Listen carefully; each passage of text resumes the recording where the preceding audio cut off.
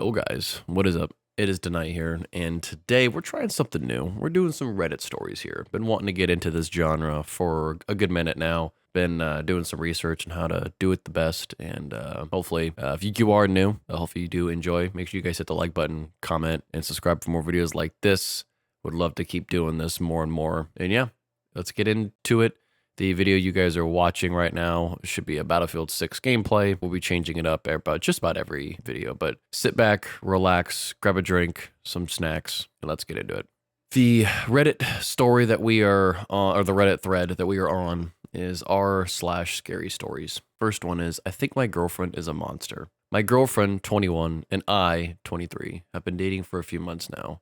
We both bonded over the great outdoors, guns, and big trucks. When I first met her, there wasn't much to say but how cute she was. Add that with the fact she knew how to handle a gun and drove a truck with one hand on some dirt, uneven trails. She's perfect, honestly. I've begun to notice some odd stuff as things start to settle down after the high of our new relationship. She rarely spoke about her parents or any family members. Never even got to learn where she was from or to be specific the exact location. All I got was the usual, I flock from the Midwest. She said it with a chuckle like she told a great joke and gave me this look with a twinkle in her eyes that suggested that she didn't want to talk about it anymore. So I dropped it like I always did. Her residence wasn't the only thing that bothered me. She also doesn't seem to sleep from what I know. Well, she does sleep, or at least I think she does, because there are times when I'm sleeping and just wake up in the middle of the night and see her in the bed next to me reading a book or just sitting in the dark. And she seems to be fine in the morning. No bags, no fatigue, just a face full of energy that's ready to take the day by storm. Honestly, I don't know how she does it. Oh yeah, there's also the dogs and cats thing. She hates pets with a passion for some reason. When I suggest a puppy for our shared apartment, she quickly shut down the idea. But I guess the hatred was mutual because every dog and cat we have encountered growled, hissed, snarled, or barked at her. There's also this thing I noticed when we went camping this one time. I didn't think much of it, but it's starting to make more sense now that I think about it. After we parked our truck by the parking lot and signed off our names and headed into the woods, the forest was lively. Birds were singing, crickets and other insects were doing their usual anthem of the woods. But as we got to the epic center of the noises, which was also the spots where we decided to set up, the noises just suddenly stopped. Nothing. No birds, no insects, just eerie silence with ominous breeze coming through. It got real quiet suddenly, didn't it? I said. But what she said next threw me off completely. That's just what happens when I'm around. You get used to it after a while. Her face was blank after she said that. No smile, not even a usual snarky cringe she usually does. She was dead serious. I never really thought much about it at first. But I've been online recently and have seen multiple videos about skinwalkers, wendigos, and other paranormal stuff. A forest going quiet out of nowhere, according to a video I watched, is not a good sign, and it got me thinking, was something in the area where we were, or was the woods reacting to her? I'm still on edge now, looking at her with that smile that I've come to find disturbing recently. I'll update as soon as I can find out more. So that is a very interesting story. As of right now, there has been no update from this story. Maybe the person died. Who knows? So yeah, I found that very interesting. I can't find any really good comments that like really relate to it, but there's been no update. This was 4 days ago as the time of this recording. So I hope you are okay, man, if you are the Redditor watching this video. That's pretty creepy and definitely sounds like some horror movie stuff, is what a lot of the comments are saying. Like that's, you could write it, you could literally take this Reddit thread and use that as a baseline for a horror movie, for sure, if it's not already been done. That's nuts. That's creepy. All right, so the next Reddit thread that we're gonna read here is, I wish I'd never watched my family's old home videos. My sister found tapes in the attic after the funeral, hidden away in a cardboard box with a dozen or so tapes, our father's version of a time capsule, I suppose. She gave me 3 of them before I left to return home, stored in a Ziploc bag as if she thought they'd rot or leak if left unsealed. That's funny. I think Dad meant for you to have these, she said, and her voice distant. He kept them separate from the others. At the time, I didn't think much of it, just old home movies. Nostalgia, maybe. Or his version of a time capsule. It wasn't until 2 weeks later or a rainy Wednesday night that I started digging through them. I had had too much to drink and I felt sentimental. The tapes were high H cassettes from the late 90s. Wow, I remember high H cassettes. Wow. On them were handwritten labels written in an elegant hand. Springfield Trip, 93. First Steps, 1994. Xmas, 95. And under each label, Nate, my name, had been scratched on with a black marker. There was something comforting about the handwriting. Familiar, but not quite. A strange nostalgia, like remembering a dream from someone else's childhood. I found an old camcorder Dad had bought me back in the day, plugged into the TV with a mess of Frankenstein cords, stuck the oldest tape in, and hit play. The screen flickered, static. Then a baby me, I guess, being held by a woman I didn't recognize. We were in a wide field, must have been summer. She had curly brown hair, big sunglasses, and a laugh that came from deep in her belly. She looked happy. She looked in love, but not with me, with whoever was filming. That's it, sweetheart, a man's voice chuckled behind the camera. Get a close-up of those chubby cheeks. The woman cradled the baby, me, up toward the lens and winked. That's our boy, she said, and then turned something off camera. Her smile faltered slightly. The camera panned over in the distance near the tree line, stood a figure, far away, unmoving, dressed in dark clothes, just standing there watching. Do you see that? The woman asked. The man zoomed in slightly. The figure didn't move. It's probably just someone out for a walk, he said, though his voice was quieter now. She turned to him. That's the same man from yesterday, Frank. The camera jolted slightly, a jerk motion, and then a static hard cut. I rewound and played it again and again, unsure what to make of it all. A creeping chill crawled up the back of my neck. The second tape was First Steps. Same woman, same man, same baby Nate. But this time, something was off. The house didn't match my memories. The wallpaper wasn't the one I grew up with. The couch was a different color than in any family photo. When I took those first steps, wobbling and laughing, I fell into the arms of that same strange woman. She kissed me on the cheek. You did it, my big boy. In the background, through the window, at the edge of the yard, just beyond the fence, the same figure, still, staring. I paused the tape, rewound it, went frame by frame, and there it was. Black clothes, long dark hair, pale skin, barely visible face, but the one I recognized. The man filming stepped into the frame briefly, broad shoulders, strong jaw, glasses. Not my dad, or at least not the man I had grown up calling my father. He gave the woman a kiss on the cheek, and together with their child, me, they made a perfect family. Then came the third tape, Christmas 95. This one started out warm, familiar. The living room glowed with a garland and wrapping paper. A crooked artificial tree stood in the corner. Holiday music crackled from the radio. The woman, my real mother, I realized wore a red turtleneck. No makeup, just joy in her eyes.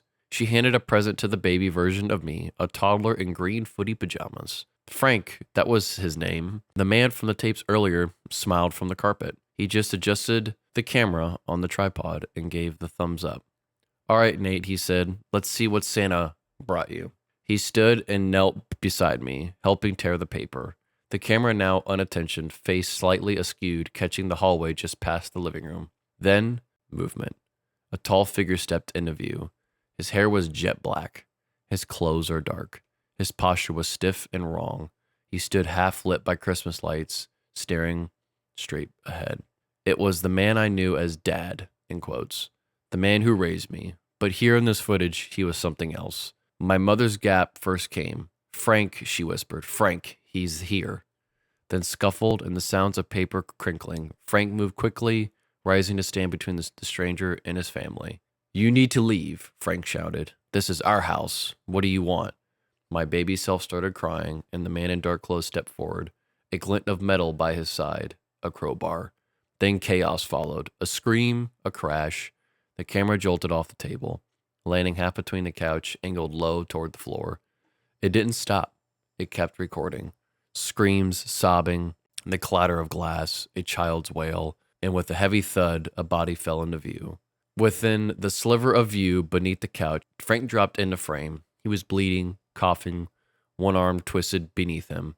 A heavy boot stepped over him, the man. Frank looked panicked, and with a sickening squelch of meat and bone, the man beat Frank to death, striking his face with the crowbar. Once, twice, and again. The screen flickered and went static, but it wasn't over. After a few seconds, the tape resumed. A different house, a different Christmas. New wallpaper, new tree, quieter. I was older now, around 3 years old, smiling, unbothered, opening a present. A toy dinosaur, battery operated. When pressed its back, it roared. I grinned. From behind the camera, "Do you like it?" my father asked. I nodded, smiling and playing with my new friend. But in the background, just barely, almost missed, came the muffled sound of a woman crying, begging, "Please, please don't hurt my baby." Then footsteps, a door opened, the same voice from the camera yelled something down the hall. I didn't flinch, just pressed the dinosaur's button again. It roared and I laughed. The video ended. I sat there long after the screen went black. The camera was still humming and I couldn't move. My heart felt hollow, my body cold. I kept thinking about Frank, about the other woman, about the man who took me and made me call him Dad. I kept thinking about the toy dinosaur too. It was still in the box somewhere in my closet, my favorite toy growing up. And I thought about something else, something I hadn't realized until now. In all those tapes, there were no other kids, not even my siblings, just me. Gonna call my sister now. I need to talk to her about what I watched. I want answers. I want this feeling to go away. I want to know what's on the other tapes. Wow. I don't know. I'm gonna assume. Okay. I don't want to assume. I don't think this is a real story. If it is, that's crazy. That's one of the. As I'm reading it, I'm like, holy crap. This is intense. Again, it's the internet. We really don't know what's true and what's not. So it's that's intense. I was getting chills just reading it. That's an insane story. Trying to find stories is a little hard on this r/scary story thread because I'll start reading some of them and I'm like, oh, that's clearly fake. And then some of them I'm like, I don't know. Last one here that we'll read for this video is "Something feels off in my house." It feels stupid writing this, but something's wrong in my house. I know it should feel safe here, but it doesn't. And lately, it's only gotten worse. It started about 2 weeks ago. I came home from work to find the hallway light on. Odd, but I figured I'd just forgotten to turn the switch off. 2 days later, I woke up at 4:30 a.m. and saw it on again. This time, I was certain I turned it off before bed. The darkness usually scares me, so I remember rushing back to my room after flicking the switch. Still, I told myself it was faulty wiring or my own forgetfulness. Then my neighbor John mentioned something last Saturday that made my skin crawl. He asked if I had someone staying up at my place to house sit while I was away. I hadn't asked anyone to stay over. If my brother or friend had dropped by, they would have told me. At the time, I thought maybe John was just confused. He's older, forgets things, but it stuck with me. That's when I installed a few CCTV cameras around the house, just enough to feel safer. For a while, I did, until last night. I was in bed scrolling on my phone when I swore I heard footsteps outside my bedroom. I froze, listened, there it was again. Slowly, deliberate pacing along the hallway. The old floorboards groaned with each step. It took me a while to gather the nerve, but I eventually crept to the door. My pulse pounding so hard it was almost louder than the noise. By the time I pressed my ear to the wood, the steps had stopped. I opened the door anyway. Nothing. I barely slept after that. My mind kept replaying those footsteps, trying to make sense of this. This morning I checked the CCTV footage. This timestamp matched the exact moment I heard them, but the hallway camera showed nothing. No movement, no shadows. Just the light switching on by itself, like someone had flicked it right outside my door. I told myself it was a glitch, but when I rewound a little further, I saw something else I wish I hadn't. My bedroom door was closed. Then for maybe half a second, the edge of it pulled inward, as if someone was pressing their ear against it from the other side, and then eased back into place. I didn't leave my room after that.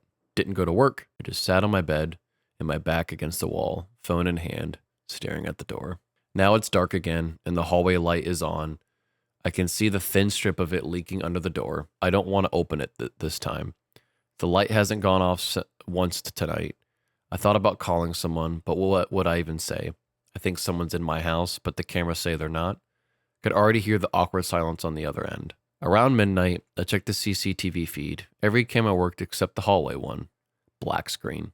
I refreshed it, nothing. Then just for a second, it flickered back. Not an empty hallway this time. There was someone standing there, perfectly still, facing my bedroom door. I couldn't move, couldn't breathe. Then the feed went black again. I don't know how long I sat there before I pressed my ear to the door. They were breathing, slow. measured like they were matching mine. I started checking the CCTV archives from last week. Every night at almost the same time, the hallway camera cuts out. When it comes back, the person isn't outside my door anymore. They're not on any camera at all. The only place the camera doesn't reach is inside my bedroom. Wow. This somehow does not have any comments or anything. But that sounds like a legit story. My wife and I watch a lot of real life crime. That's my wife's favorite thing to watch, and I've gotten used to it. Again, I don't know how the camera turns on and off. Maybe they're a hacker, but it's scary. Whether it's true or not, if it's fake, great job. But if it's not, that is a very scary story. Probably should call the cops next time, especially when you see someone out there. Probably smart. Anyways, guys, if you guys did enjoy, make sure you guys hit that like button, comment, and subscribe for more videos like this. I'm going to be doing more, so be ready. Put in the comments below what Reddit thread you want me to read next. I'll pick out a couple of stories. We'll read them. If you guys want longer videos, let me know. Or shorter, let me know as well. I enjoy doing this stuff. But anyways, guys, it is tonight here. I'll see you guys.